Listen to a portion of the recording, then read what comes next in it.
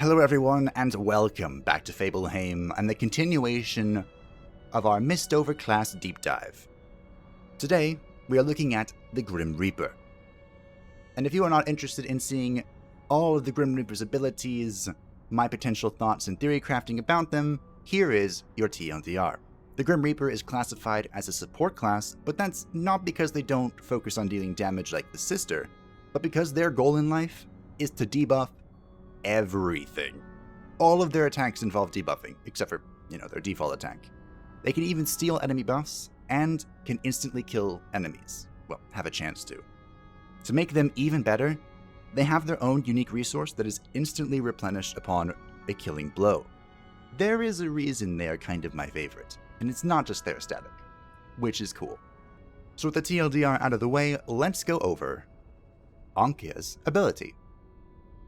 The first ability that I've leveled up to level 3 because, my favorite, this is their default, just free, non-mana costing attack, or for them, non-soul costing attack. Inflict damage equal to 120% of your attack.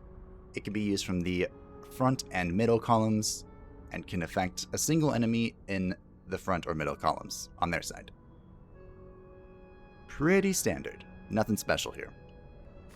The next ability is a restorative ability. It doesn't heal any health, but it will give them 2 souls, and it will increase their speed by 27%. Now this defensive ability can be used in the middle or back column, and can affect them obviously if they're only in the middle or back column. This is pretty useful if you aren't just slaughtering everything like I do. Of course, I'm overleveled for the demo, and the highest zone I can get to is a 1 through 3, so Ankia just kind of carves through everything. Now the first curse available to the Grim Reaper is Curse Concentration. This can be used from the front or middle rows, and will affect the front or middle row enemies. This is a single target ability that inflicts damage equal to 150% of your attack on one enemy, and a 25% hit decrease debuff, 80% chance. You'll notice the 80% is kind of the magic number here. At least for rank 1 abilities. This is a good ability. I don't really have anything bad to say about it. Obviously, I'm running it right now. Good. Being hit less? Always a good thing. Her next available curse is the Curse Metal Corrosion. This can be used from the middle or back line, and will affect enemy middle or back line units. This is a single target ability that inflicts damage equal to 150% of your attack on one enemy, and a 25% defense decrease debuff, 80% chance. Again, fantastic ability. I run it myself because not only can it be used to attack the back row and those pesky spellcasters that never come forward, but lowering enemies' defense means your Shadow Blade kills it a lot faster. I've gotten hits upwards of like 180 with my Shadow Blade thanks to Ankia. So I guess there's a reason that Grim Reapers are classified as support, huh? The next curse is the Curse Blockade. This can be used from the middle or back line, and will attack enemies in the middle or back line. This inflicts damage equal to 80% of your attack on one enemy, with an 80% chance at causing stun, single targets. Now you'll notice that most abilities that have the capacity to stun also do less than 100% attack damage, so this is nothing unusual. I actually think this is kind of a waste of a slot on the Grim Reaper, just because so many other characters can stun, and not as many can provide the debuff utility of the Grim Reaper. So, meh. Bring it if you're short on other characters that can stun, I guess. Their next curse is called Curse Inescapable. This can be used from the front or middle column, and will affect a single target on the enemy front or middle column.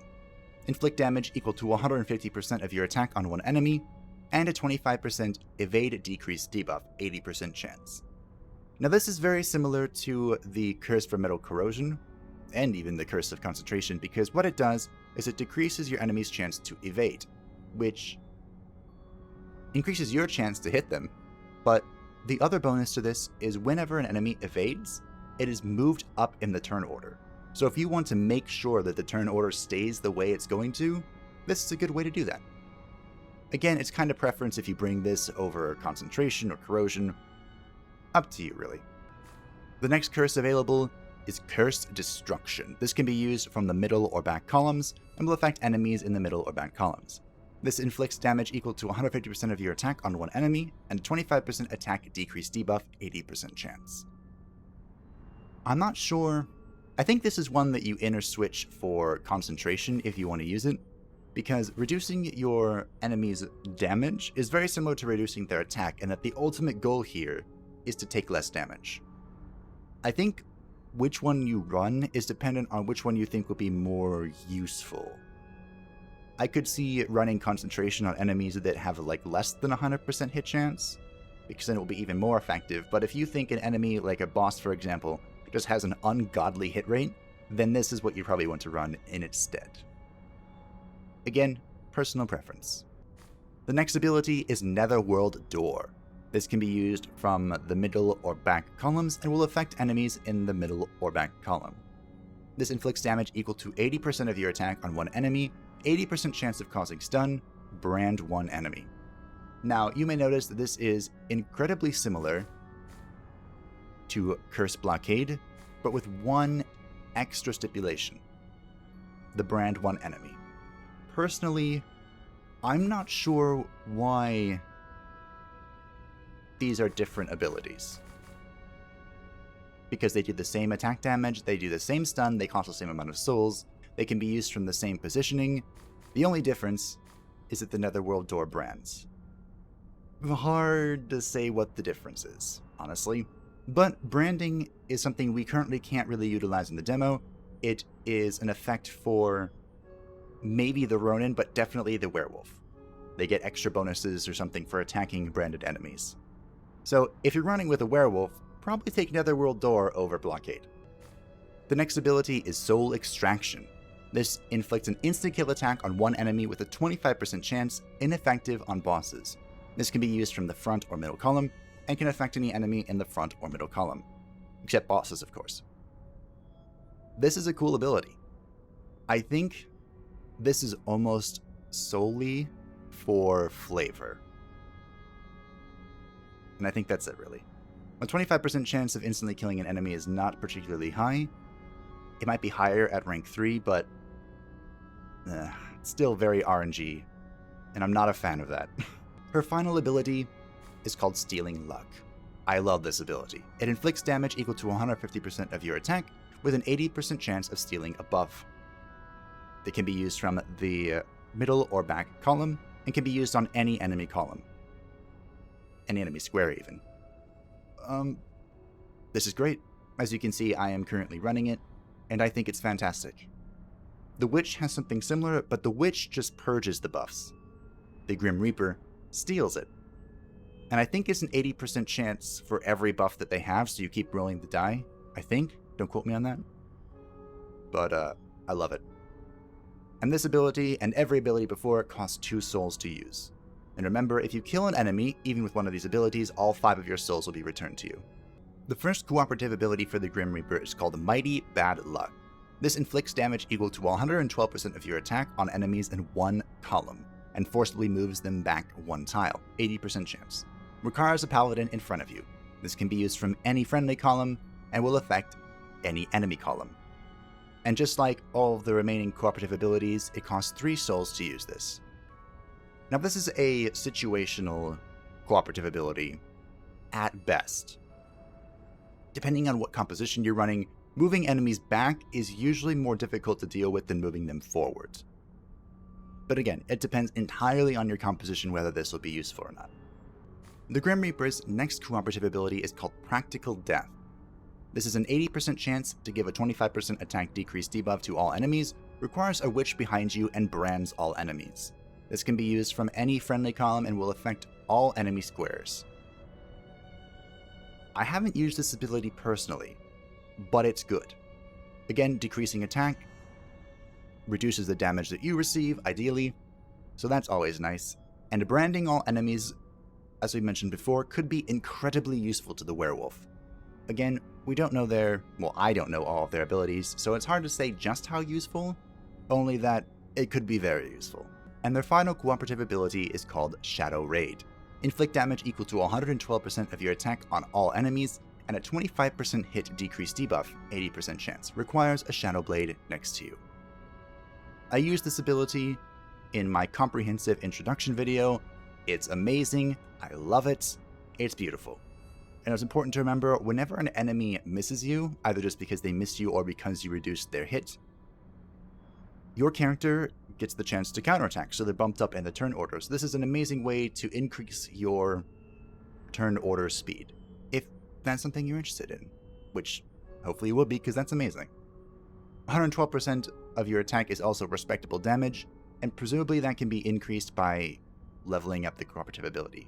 So all in all, stamp of approval. This is probably the one I would use the most of the Grim Reaper, but again, you can only use one cooperative ability per turn, so it has a lot of competitors. For the final ability we'll be talking about today, the Reaper's Expedition ability is that you can locate object for 15 turns. Now, I don't think I've ever used this, because when you're exploring the labyrinth, you can come across loot piles that will reveal the entire map to you, and I find those relatively quickly. This, of course, could be used to find them quicker, which means you don't waste as many footsteps, which could always be good. It does cost 16 food, so whether that's worth it or not is up to you. Just a thing to keep in mind, I suppose.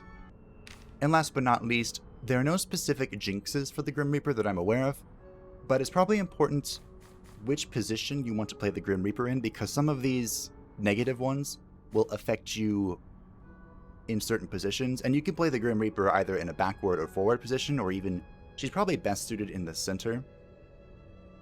So just keep in mind any jinxes that have negative effects for something behind you or in front of you or adjacent to you.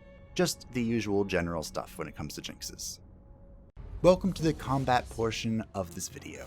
Now, as always, before we get too much into it, I would like to talk about my formation.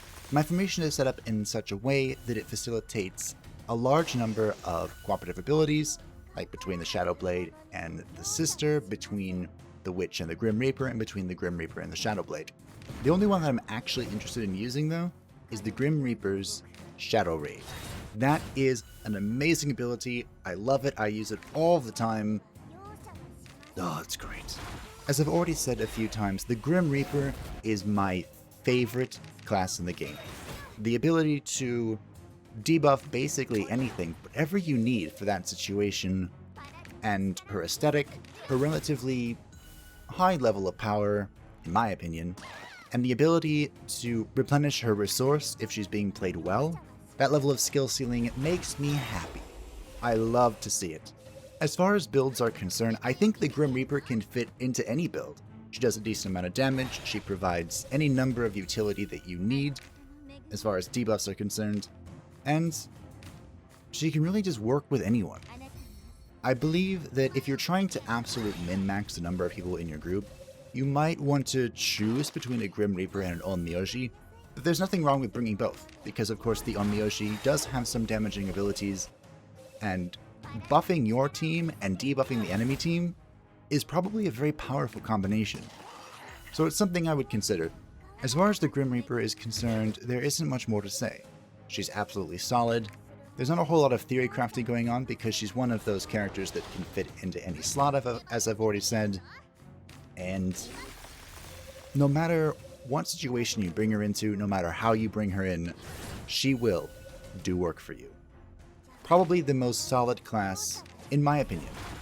Even though I could see her being a little weak when you're just starting out in an area. Of course her debuffs help, but she only debuffs one enemy at a time. So it wouldn't be very difficult for her to be overwhelmed. And if you're fighting an enemy that has a lot of health, recovering the souls can take a lot of time. Remember, we are in a level 1 to 3 zone at level 6, so she just kind of pops one ability, kills it, instantly replenishes her souls, and moves on.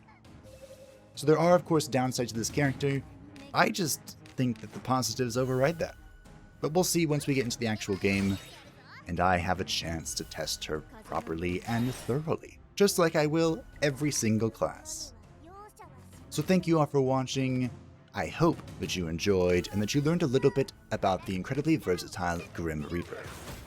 If you did, make sure to subscribe and ring that stupid bell so YouTube knows to notify you, because there will be more MISTOVER content coming very soon.